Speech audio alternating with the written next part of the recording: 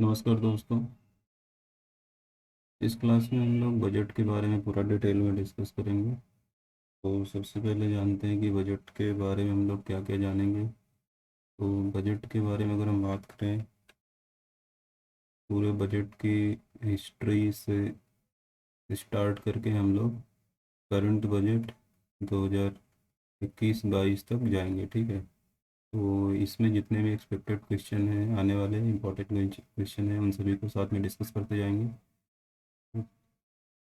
इस तरीके से बताएंगे कि ताकि जो मेन मेन क्वेश्चन है जितने भी एग्जाम में पूछे जाते हैं वो सारे कवर हो जाएं। ठीक है, तो स्टार्ट करते हैं आज की क्लास को। सबसे पहले यहाँ पे जानते हैं जो बजट है, इसको किस प्रकार से डिफाइन किया गया है। देखिए, इसकी कोई निश्चित परिभाषा नहीं है बजट की, लेकिन इसको आर्टिकल 112 में, आर्टिकल 112 में एनुअल फाइनेंशियल स्टेटमेंट कहा जाता है। एनुअल फाइनेंशियल स्टेटमेंट हिंदी में अगर कहा जाए तो वार्षिक वित्तीय विवरण कहा जाता है। वार्षिक वित्तीय विवरण का मतलब, हर कंट्री, अगर हम बात करें, हर एक कंट्री अपना बजट बनाता है और कंट्री भी अलग अलग होते हैं। कोई डेवलपिंग कंट्री है, कोई डेवलप्ड कंट्री है। ठीक है, तो मतलब विकसित देश, विकासशील देश या अल्प विकसित देश, अंडर डेवलपिंग कंट्री है। तो इस प्रकार से सभी का अलग अलग बजट हो सकता है।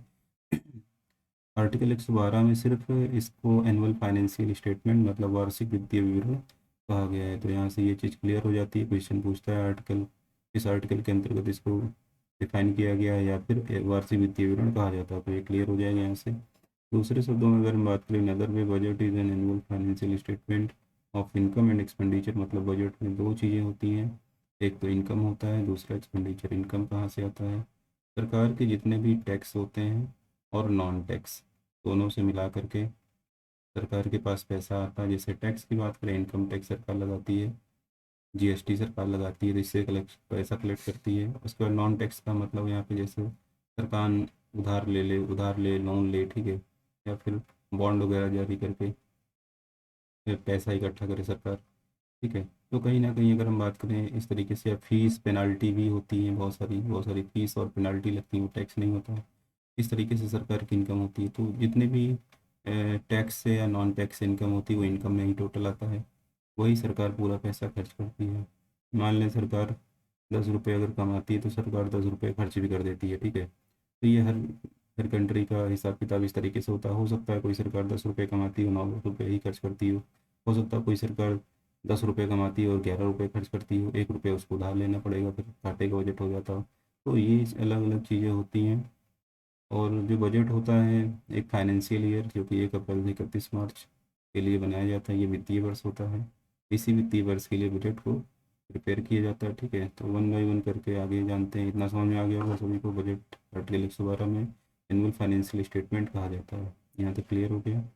इसके बाद जो बजट वर्ड है, बजट वर्ड का ओरिजिनेशन कैसे हुआ है? इसका जो ओरिजिनेशन हुआ है, एक फ्रेंच वर्ड है, the French word that is bougette. Bougette से इसकी उत्पत्ति हुई है। बुजेट को फ्रांसीसी भाषा में इसकी मीनिंग होती है चमड़े का थैला। फ्रांसीसी भाषा में इसकी मीनिंग होती है चमड़े का थैला, या इंग्लिश और हिंदी में दोनों बता रहा हूँ ताकि किसी को दिक्कत नहीं हो। विच मीन्स लेदर ब्रीफकेस या लेदर बैग जिसे कहते हैं। ठीक है, तो इस बुजेट का अर्थ होता है लेदर ब्रीफकेस या लेदर बैग, चमड़े का थैला। तो कुछ ना कुछ रीजन रहा होगा जिस वजह से इसको चमड़े के थैले में रख के लाया जाता रहा पहले।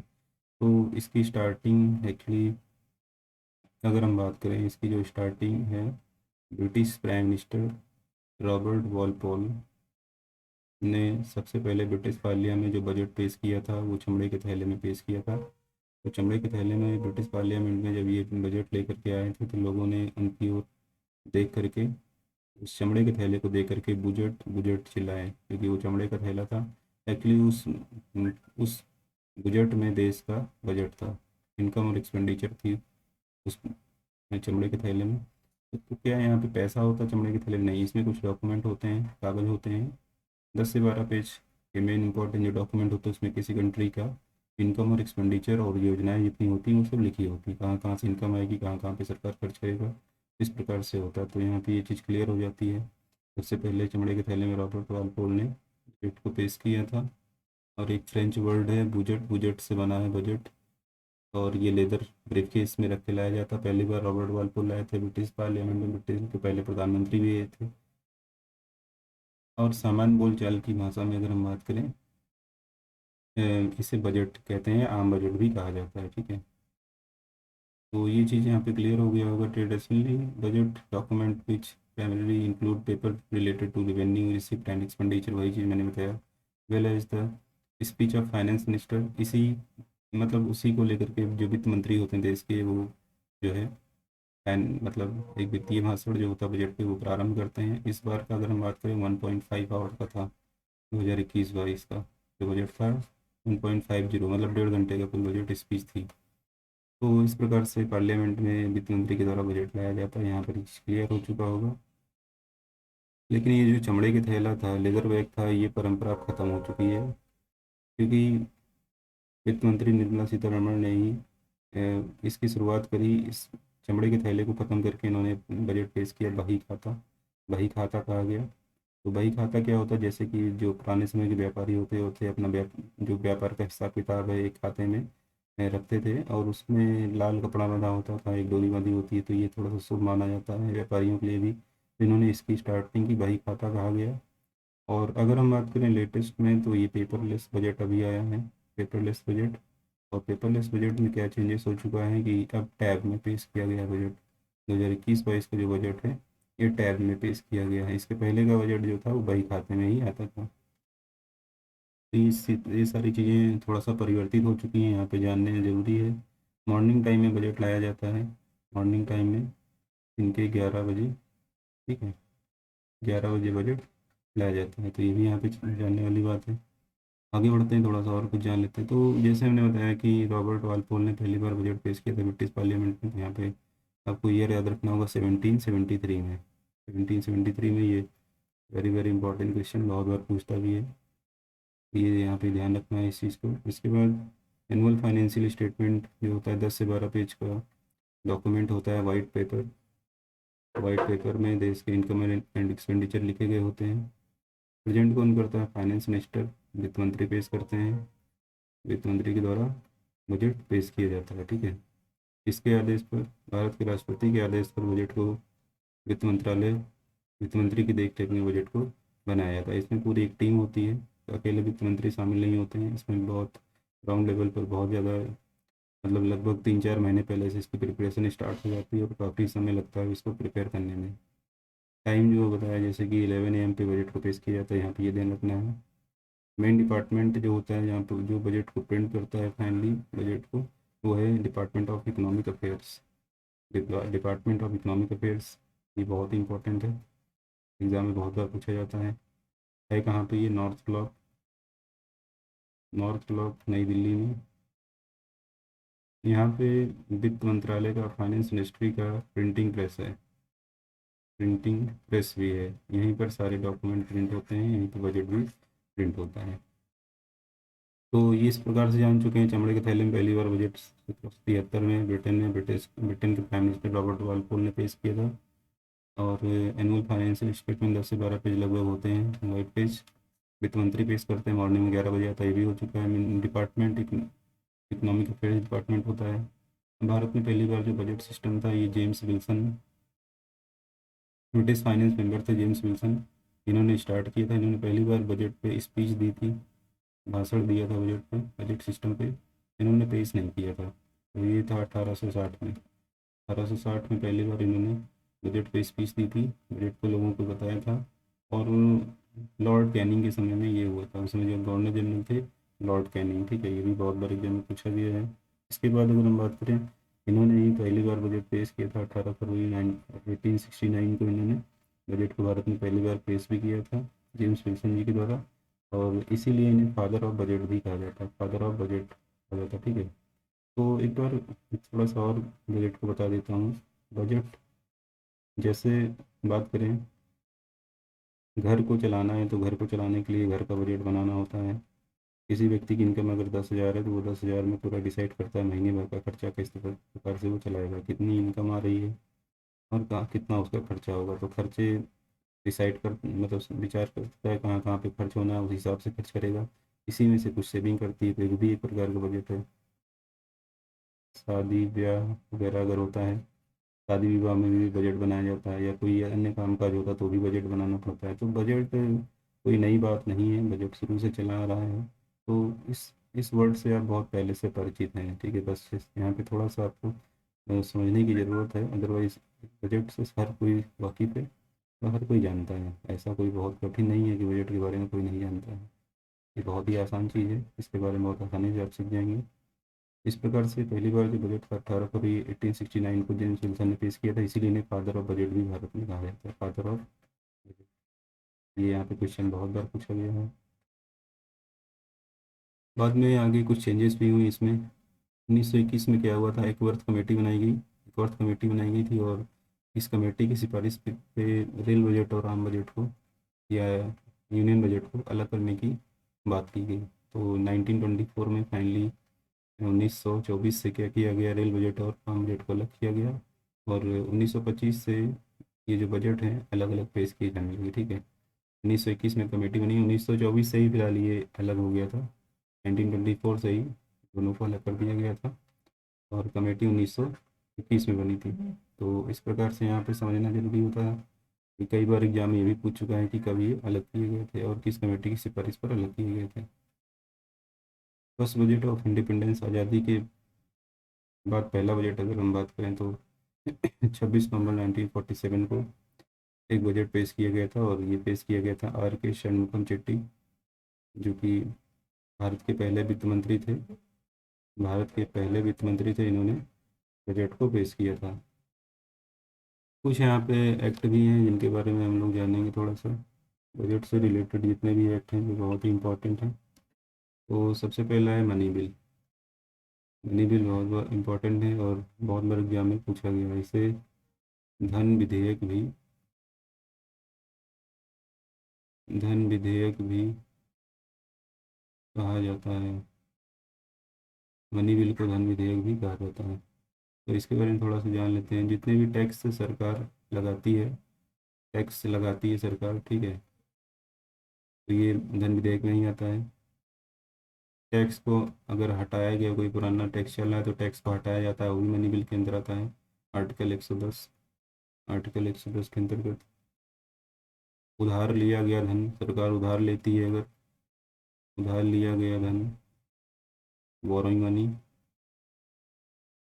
बोरोइंग मनी इसी में आएगा। इसके बाद कंसोलिडेटेड फंड, कंसोलिडेटेड फंड भी इसी में आता है। कंटिजेंसी फंड,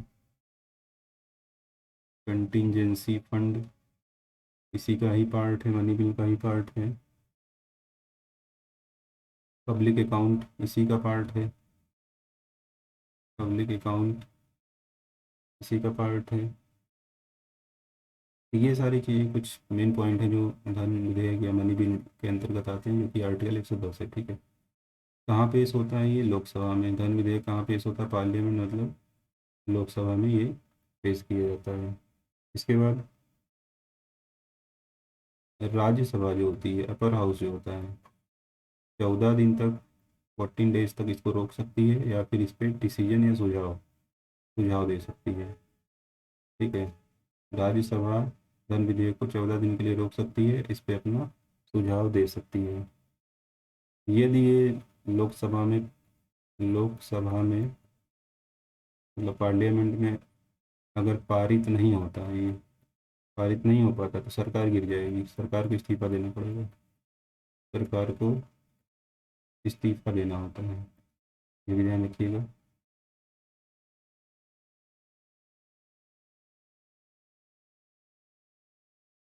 इसके बाद लोकसभा में यदि पास हो जाता है तो भारत के राष्ट्रपति के पास, प्रेसिडेंट के पास इसको भेजा जाता है। राष्ट्रपति इसको मना नहीं कर सकता है, राष्ट्रपति इसको मना नहीं कर सकता या फिर पुनर्विचार के लिए लौटा नहीं सकता, क्योंकि ये इन्हीं की परमिशन से तैयार किया गया होता कहीं ना कहीं। इसको वापस नहीं कर सकता है। और इस पे सबसे ज़्यादा जो मेन निर्णय होता है, जो अंतिम निर्णय होता है, अंतिम निर्णय की अगर बात करें या फाइनल डिसीजन की बात करें, वो होता है लोकसभा अध्यक्ष का, लोकसभा अध्यक्ष। कहा जाता है कि जिस बिल को लोकसभा अध्यक्ष अपनी परमिशन देते हैं उसे ही धन विधेयक कहा जाता है। जिस बिल को लोकसभा अध्यक्ष अपनी अनुमति देते हैं उसे धन विधेयक कहा जाता है। तो इस प्रकार से यहाँ पे इस पे अंतिम निर्णय लोकसभा अध्यक्ष का होता है। फिर से एक बार बताते हैं, धन विधेयक जितने भी टैक्स लगाए जाते हैं या टैक्स हटाए जाते हैं, या फिर जो पैसा उधार लिया जाता है सरकार के द्वारा, या फिर कंसोलिडेटेड फंड, अब इसके बारे में भी बताएंगे, कंटिजेंसी फंड, पब्लिक अकाउंट, लोक लेखा, ये सारी चीज़ें आती हैं धन विधेयक के अंतर्गत। राज्यसभा में राज्यसभा को 14 दिन का टाइम दिया जाता है इसके लिए, इस चीज़ पे वो अपना डिसीजन दे सकता है, सुझाव दे सकता है, या इसको 14 दिन तक अपने पास रोक कर रख सकता है। लोकसभा में पारित होता है, और लोकसभा में पारित नहीं होने पर सरकार को इस्तीफा देना पड़ेगा। प्रेसिडेंट इस पे अपनी फाइनली मतलब प्रेसिडेंट के पास भी इसको भेजा जाता है पुनर्विचार के लिए उसको वापस नहीं कर सकते हैं। ठीक है, अंतिम निर्णय लोकसभा अध्यक्ष का होता है। तो ये पॉइंट था सारा धन विधेयक से संबंधित है। इसके बाद आता है दूसरा है finance bill article 117। Finance bill article 117, इसके बारे में थोड़ा सा जान लेते हैं।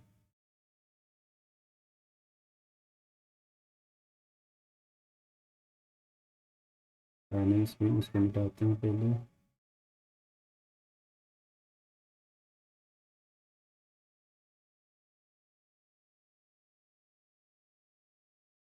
फाइनेंस बिल ये रहा, एनुअल फाइनेंशियल स्टेटमेंट बता ही चुका हूँ।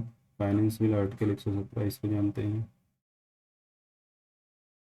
Finance bill article 117, 117।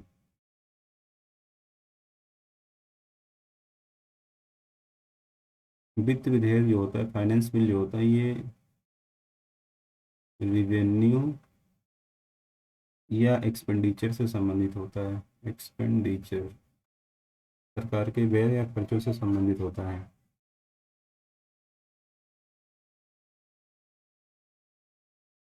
इसके अलावा जो कमिंग ईयर होता है, जो आने वाला जो ईयर होता है, जो नए टैक्स लगाए जाएंगे, नए टैक्स लगाए जाएंगे, या टैक्स रिफॉर्म, कोई अगर टैक्स में कोई परिवर्तन होता है, सुधार होता है, टैक्स में परिवर्तन या कोई होता है, उससे संबंधित होता है। आने वाले समय में यदि कोई नया टैक्स लगाया जाएगा तो उससे संबंधित होगा। टैक्स में कोई सुधार होता है तो ये उससे संबंधित होता है। रेवेन्यू और एक्सपेंडिचर से संबंधित होता है। इसके अलावा ये 3 टाइप भी होता है, 3 टाइप्स, इसके 3 टाइप्स होते हैं। फाइनेंस बिल के 3 टाइप्स होते हैं। तो कौन कौन से टाइप्स होते हैं, 3 ध्यान रखिएगा। एक तो मनी बिल इसी का हिस्सा है, जो अभी बताया, मनी बिल इसी का पार्ट है। दूसरा finance bill, finance bill 1, article 1171। ठीक है, दूसरा, ये दूसरा पार्ट है। और तीसरा इसी का पार्ट होता है फाइनेंस बिल,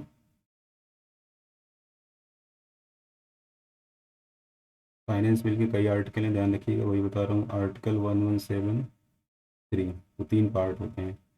मतलब फाइनेंस बिल आर्टिकल 117 जो है, इसके 3 पार्ट हैं। Money bill, finance bill article 117 sub section 1, finance bill article 117 sub section 3, 3 है। तो सबसे पहले पहला वाला जानते हैं, पहला वाला मनी बिल, मनी बिल बता ही चुका हूँ पूरा, आर्टिकल 110 इसके पहले बता ही दिया, ये हो चुका है। दूसरा है finance bill article 117 sub section 1, इसके बारे में थोड़ा सा जान लेते हैं, इसमें क्या क्या आता है। इसका पहला पॉइंट है 110, आर्टिकल 110 के सभी बातें जितनी भी हैं वो इसमें शामिल की जाती हैं। और दूसरा जो है, जितने भी लोन होते हैं, लोन इसमें शामिल किए जाते हैं।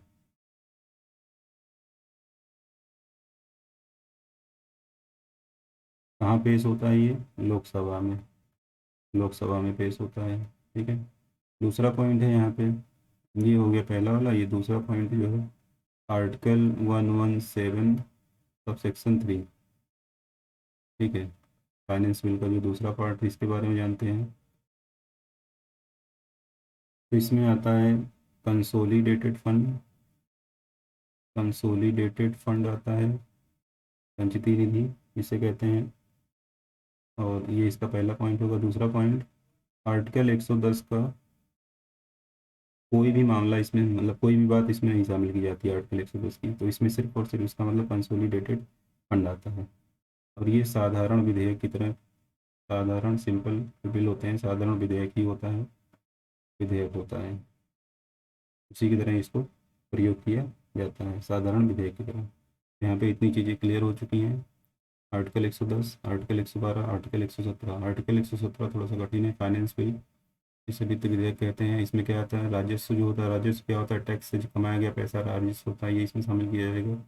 और इसके बाद वो होने वाले खर्चे, जो अर्निंग होती है वही खर्च होता है, ये इसमें शामिल किया जाएगा। इसके बाद आने वाले समय में टैक्स में यदि कोई परिवर्तन होता है तो इसमें शामिल किया जाएगा। टैक्स में कोई चेंजेस होता है, अगर टैक्स में जैसे घटाना है बढ़ाना कोई टैक्स, वो इसमें शामिल किया जाता है। ये फाइनेंस बिल के 3 पार्ट भी होते हैं। मनी बिल से संबंधित भी होता है, ये मनी बिल इसी का हिस्सा है, आर्टिकल 110 जो है। उसके बाद दूसरा finance bill, article 117 sub section 1, finance bill article 117 sub section 3, ठीक है। तो ये 3 टाइप हो जाते हैं। तो मनी बिल इसके पहले बता चुका हूँ।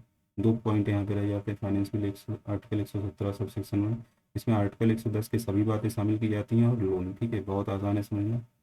आर्टिकल 117 सब सेक्शन 3 में क्या आता है, कंसोलिडेटेड फंड। और आर्टिकल 110 की कोई भी बात इसमें शामिल नहीं की जाती। तो बस इतना ही आपको ध्यान में रखना है, ठीक है। अब आर्टिकल 206, आर्टिकल 266 होगा ये, आर्टिकल 266, ठीक है। Article 266 sub section 1, consolidated fund क्या होता है, कंसोलिडेटेड फंड जिसे कहते हैं संचिति निधि, संचिति निधि। तो संचिति निधि का मतलब होता है कि जितना भी सरकार के पास पैसा आता है, ठीक है, जितनी भी इनकम होती है सरकार के पास, वो संचित निधि में रखा जाता है। मतलब इसे खजाना भी कहते हैं, सरकार का खजाना कहा जाता है, ट्रेजरी भी कहते हैं। जितना पैसा आता है वो यहीं से खर्च होता है, ठीक है। जितना पैसा से यहाँ पे आएगा वो यहाँ से खर्च किया जाता है। दूसरा क्या होता है, यहाँ पे है public account. Public account article 266 sub section 2। Public account को लोक लेखा भी बोलते हैं, लोक लेखा, लोक लेखा। इसका मतलब जैसे कि हम बात करें, जो पेंशन वाले पैसे होते हैं, जो पेंशन मिलनी होती किसी को फ्यूचर में, या पीएफ का पैसा जो होता है, या जैसे बैंक वगैरह में जो डिपॉजिट होता है पैसा, ठीक है, वो सब पैसा इसी में होता है। ये लोगों का पैसा होता है जो सरकार के पास पब्लिक अकाउंट में पड़ा होता है, और एक निश्चित समय के बाद सरकार को इसको वापस करना पड़ता है। जैसे पीएफ अकाउंट खुलवाया आपने, पीएफ अकाउंट पर जो ब्याज है सरकार डिसाइड करती है। पीएफ अकाउंट बैंक में खुलता है, ठीक है। आपने पैसा जमा किया है तो ये सरकार के पास जमा रहेगा, लेकिन किस अकाउंट में दिखा जाता है सरकार के पास, पब्लिक अकाउंट में। ये पैसा आपको इसकी मेच्योरिटी है, जब उसका टेन्योर हो जाएगा वो वापस करना पड़ेगा सरकार को, तो ये पब्लिक अकाउंट हो जाता है, ठीक है। तीसरा कंटीजेंसी फंड, आपदा कोष, ये होता है 500 करोड़ का, 500 करोड़ का होता है, आर्टिकल 267 में आता है ये, ठीक है। तो कंटीजेंसी फंड आपदा कोष होता है, आपदा कोष 500 करोड़ का होता है। तो इसमें पैसा कहाँ से आता है, ये पैसा कंटीजेंट सॉरी कंसोलिडेटेड फंड से ही पैसा इसमें ट्रांसफ़र किया जाता है। तो ये पैसा तब खर्च होता है जब कोई आपदा आपदा वगैरह भारत में आती है, तब ये पैसा खर्च किया जाता है। जैसे बाढ़, भूकंप, सूखा ये सब आ जाए तो तत्काल में ये यहीं से इमरजेंसी मदद दे दी जाती है। तो ये मिनिमम 500 करोड़ है, अधिकतम कितना भी हो सकता है, कोई लिमिट नहीं है, वो पैसा यहीं से ट्रांसफ़र किया जाता है। लास्ट में एक आर्टिकल है 280, फाइनेंस कमीशन से रिलेटेड होता है। तो फाइनेंस कमीशन थोड़ा सा जान लेते हैं।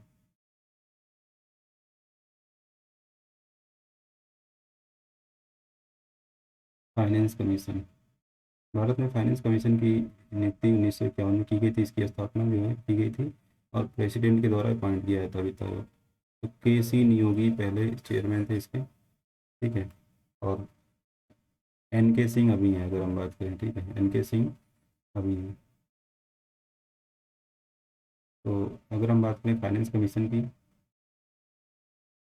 15th फाइनेंस कमीशन जो कि चल रहा है, ठीक है, 15th फाइनेंस कमीशन। और आर्टिकल 280 फाइनेंस कमीशन से रिलेटेड है। तो फाइनेंस कमीशन की नियुक्ति 1951 में की गई, ध्यान रखिएगा। के सी नियोगी पहले इसके चेयरमैन थे। तो ये क्या होता है, वित्त आयोग जो होता है, केंद्र सरकार, केंद्र सरकार और राज्य सरकार, केंद्र सरकार और राज्य सरकार के बीच में इनकम इनकम डिस्ट्रीब्यूशन करता है। इनकम डिस्ट्रीब्यूशन का मतलब होता है आय का बंटवारा, आय का बंटवारा करता है। आय का बंटवारा का मतलब जैसे कि जी, बहुत सारे टैक्स हैं। अब तो जीएसटी में, जीएसटी या अदर टैक्स इकट्ठा होते हैं। जीएसटी में तो सीजीएसटी भी है और एसजीएसटी भी है, ठीक है। तो जो टैक्स कलेक्ट होता है सरकार के पास, अगर हम बात करें, जो भी पैसा आता है सरकार उस पैसे को राज्य के साथ शेयर करती है, ठीक है। तो किस राज्य को कितना पैसा दिया जाएगा, तो ये डिसाइड करता है वित्त आयोग, फाइनेंस कमीशन डिसाइड करता है। तो इसके लिए फाइनेंस कमीशन की टीम होती है जो राज्यों में जा करके जांच करती है, चेक करती है कहाँ कहाँ पर रियल में पैसे की ज़रूरत है। उसी हिसाब से राज्य सरकार को, केंद्र सरकार को इन्फॉर्म करती है और केंद्र सरकार वो पैसा राज्य सरकार को उपलब्ध कराता है। बहुत सारी योजनाएं ऐसी हैं जहाँ पे सरकार के द्वारा उन योजनाओं में पैसा वित्त आयोग की सिफारिश पर दिया जा रहा है, ठीक है। तो ये फाइनेंस कमीशन का वर्क होता है। तो यहाँ पे सारे आर्टिकल बता चुका हूँ एक बार। बजट से रिलेटेड इन आर्टिकल का अलावा कोई और आर्टिकल एग्जाम में नहीं पूछा जाता है। एक पॉइंट यहाँ पे और आता है, प्लानिंग कमीशन होता था, उसकी जगह आ चुका है नीति आयोग। नीति आयोग, ठीक है। तो नीति आयोग का भी अपना रोल है।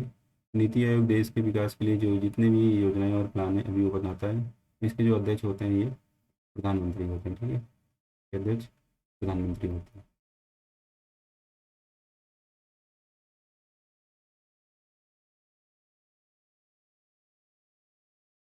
अब कुछ और पॉइंट जान लेते हैं फटाक से। सबसे ज़्यादा बार बजट किसने पेश किया, मैक्सिमम टाइम ऑफ बजट किसने पेश किया, मोरारजी देसाई ने बजट पेश किया है। कुल कितनी बार, 10 बार बजट पेश किया है।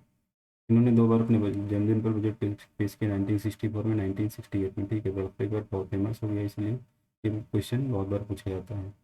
बजट दो टाइप का होता है, पहला होता है बैलेंस बजट, दूसरा होता है अनबैलेंस बजट। बैलेंस बजट का मतलब होता है कि वह बजट जिसमें इनकम और एक्सपेंडिचर बराबर हो, मतलब 10 रुपये इनकम है तो 10 रुपये खर्चा भी हो, इसे बैलेंस बजट को।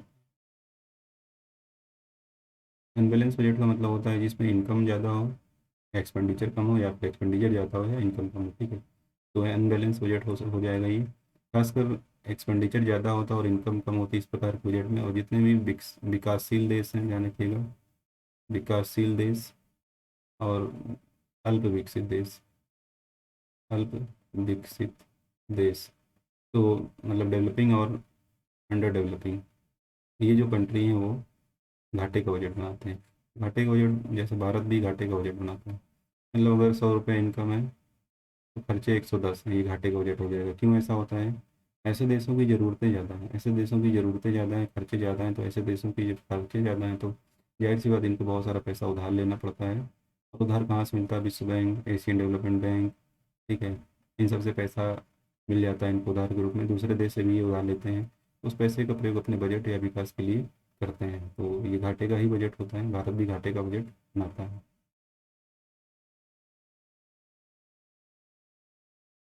यहाँ पे इतनी चीज़ें हमने डिस्कस करी हैं। और एक बार थोड़ा सा इस जान लेते हैं कि इस बार का जो बजट है उसमें मेन मेन पॉइंट क्या है और कहाँ कहाँ से पैसा आ रहा है और कैसे खर्च हो रहा है, ठीक है। इसको हम दूसरे स्लाइड में भी पूरा बताएंगे, इसमें पूरा ये कंप्लीट नहीं हो पाएगा, लेकिन फिर भी जो मेन मेन चीज़ें इसको जान लेते हैं।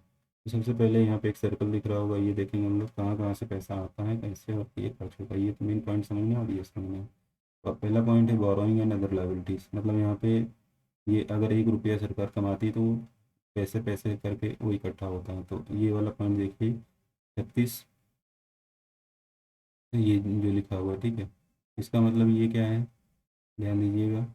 36 पैसा सरकार जो है, 36 पैसा सरकार खर्च कर रही है उधार, सॉरी, तो 36 पैसा सरकार के पास आ रहा है उधार, आ रहा है, ठीक है। इसके बाद यहाँ पे हम बात करें, ये रहा पॉइंट जो है, थोड़ा सा ये दिख कम रहा है, कॉरपोरेशन टैक्स की बात की गई है, निगम कर, ठीक है। तो ये है कॉरपोरेशन टैक्स, लगभग 13 पैसे यहाँ से आ रहे हैं सरकार के पास। इसके बाद है इनकम टैक्स, इनकम टैक्स से लगभग 14 पैसे सरकार के पास आ रहे हैं। कस्टम से सरकार के पास 3 पैसा आ रहा है। यूनियन एक्साइज ड्यूटी से लगभग 8 पैसे सरकार के पास आ रहे हैं। इसके बाद जीएसटी से 15 पैसे, लगभग 1 रुपये में सरकार के पास आ रहा है। इसका 6 पैसे लगभग नॉन टैक्स रेवेन्यू से सरकार के पास आ रहा है, और लगभग 5 पैसे सरकार के पास जो आ रहा है नॉन डेप्ट कैपिटल रिसिप्ट्स, नॉन डेप्ट कैपिटल रिसिप्ट्स। तो इस तरीके से ये पैसा सरकार के पास यहाँ से सरकार फंड कर, मतलब एक प्रकार से कलेक्ट कर रही है, और इसी प्रकार से ये पैसा यहाँ पे खर्च किया जा रहा है। जैसे पहला खर्च यहाँ पे ये है, सेंट्रल स्पॉन्सर स्कीम, सरकार के द्वारा जो योजनाएं चलाई जा रही हैं, या उसमें केंद्र और राज्य का भी हिस्सा हो सकता है, तो उन पे खर्च हो रहा है लगभग 9 पैसे 1 रुपये में। 13 पैसे खर्च हो रहा है सेंट्रल सेक्टर स्कीम, सेंट्रल की जो योजनाएं चल रही हैं उस पर खर्च हो रहा है। इंटरेस्ट पेमेंट, सरकार उधार लेती तो ब्याज भी भुगतान करती, तो ये इंटरेस्ट पेमेंट हो रहा है 20 पैसे लगभग। डिफेंस पे सरकार लगभग 8 पैसे खर्च कर रही है 1 रुपये में। 9 पैसे ये लगभग सरकार खर्च कर रही है सब्सिडी पर। इसके बाद 10 पैसे सरकार लगभग खर्च कर रही है फाइनेंस कमीशन, अगर ट्रांसफर जो फाइनेंस कमीशन बोलता है जहाँ जहाँ पैसे देने होते हैं वहाँ पे खर्च कर रही है। इसके बाद ये वाला 16 पैसे वाला जो पॉइंट है, स्टेट शेयर, राज्यों का हिस्सा टैक्स में जो है 16 पैसे लगभग 1 रुपये में। इसके बाद पेंशन पे लगभग 5 पैसे सरकार खर्च कर रही है, और लास्ट में आता है अदर एक्सपेंडिचर, जो अन्य खर्चे हैं, लगभग 10 पैसे सरकार उस पर खर्च कर रही है। तो ये पूरा पैसा अगर 1 रुपया आएगा तो 1 रुपया एक खर्च होता है। इसमें से कभी कभी कुछ क्वेश्चन पूछ लेता है, जैसे पूछ ले डिफेंस पे कितने पैसे खर्च हो रहे हैं, ठीक है, तो ऐसे पूछ सकता है। या फिर पूछ सकता है कि सरकार कितने पैसे उधार ले रही है, ऐसे पूछ सकता है। ठीक है, इनकम टैक्स से कितनी इनकम, कितने पैसे इनकम आ रही है, ऐसे क्वेश्चन एक आध बार कभी कभी पूछ लेता है। अब यहाँ पे जो सरकार के पास पैसा कैसे कैसे आ रहा है, तो मेन पॉइंट जो यहाँ पे देखना है, टोटल रिसिप्ट, सरकार के पास कुल कितना पैसा आ रहा है, टोटल रिसिप्ट। ठीक है, तो टोटल पैसा जितना आ रहा है ये जो है लगभग 34,83,236 करोड़। ठीक है, 34,83,236 करोड़, ये टोटल बजट है इतने रुपये का। जितना पैसा आ रहा है उतना ही खर्च हो रहा है, तो ये पॉइंट इसमें याद रखना है। ठीक है, रिवेन्यू से कितना पैसा आ रहा है, राजस्व से, तो टैक्स और नॉन टैक्स मिला करके कितना पैसा आ रहा है यहाँ पे, ये टोटल ये 17,88,000 करोड़ लगभग। कैपिटल रिसिप्ट कितनी है सरकार के पास, ये पॉइंट याद रखना है, 16,94,000 करोड़ लगभग। रेवेन्यू रिसिप्ट, रेवेन्यू डिफिसिट, राजस्व घाटा, टोटल एक्सपेंडिचर इतना ही है सरकार का। राजस्व घाटा सरकार का लगभग कितना है, रेवेन्यू डिफिसिट लगभग सरकार का जो है 11,40,000 करोड़ का ये घाटा होगा सरकार का। तो ये 10 वाला पॉइंट जो है, ठीक है, इसमें से पहला वाला पॉइंट घटाया जाता है। ठीक है, मतलब ये ऑन रेवेन्यू अकाउंट जो कह रहा है, इसमें से पहला वाला पॉइंट ये रेवेन्यू रिसिप्ट घटाते हैं, तो पैसा जब कम आएगा, खर्चा ज़्यादा होगा, तो जाहिर सी बात है घाटा हो जाएगा। रेवेन्यू एक्सपेंडिचर ज़्यादा होगा, रेवेन्यू मतलब रेवेन्यू एक्सपेंडिचर ज़्यादा होगा, और रेवेन्यू इनकम अगर कम होगी, जाहिर सी बात है घाटा हो जाएगा, तो ये रेवेन्यू डिफिसिट होगा। इफेक्टिव रेवेन्यू डिफिसिट जो कि कितना है यहाँ पे, 9,21,464 करोड़, ये ध्यान रखना है, ये क्वेश्चन पूछेगा। राजकोषीय घाटा फिस्कल डिफिसिट जो कि कितना है, 15 लाख करोड़ लगभग। ठीक है, ये अनुमान है, लगभग इतना होने का अनुमान है। ठीक है, प्राइमरी डिफिसिट कितना है लगभग अनुमान है 6,97,000 करोड़ लगभग। तो ये जितने भी सर्कल करे हैं यही पॉइंट इसमें देखना है, और यही पूछता है। बाकी बहुत कम पूछते हैं, ज़्यादा से ज़्यादा अमाउंट पूछता है तो इन्हीं की पूछता है। तो मेन अमाउंट ये ध्यान रखना, टोटल शिफ्ट और एक्सपेंडिचर का जितना का बजट बन रहा है उतना ही खर्चा होगा, तो ये मेन पॉइंट है। तो ये फर्स्ट लेक्चर है बजट का, और अभी ये कंप्लीट नहीं हुआ है, इसका सेकंड लेक्चर बनाएंगे जो कि करंट से रिलेटेड होगा, करंट बजट से रिलेटेड होगा। तो ये पहले पूरा देखें और नोट करें अच्छे से, और इसके बाद वाला जो करंट बनाएंगे उसको भी आप लोग अच्छे से देखेंगे, तो पूरा बजट कंप्लीट हो जाएगा। तो इसमें इतना ही रखेंगे। Thank you.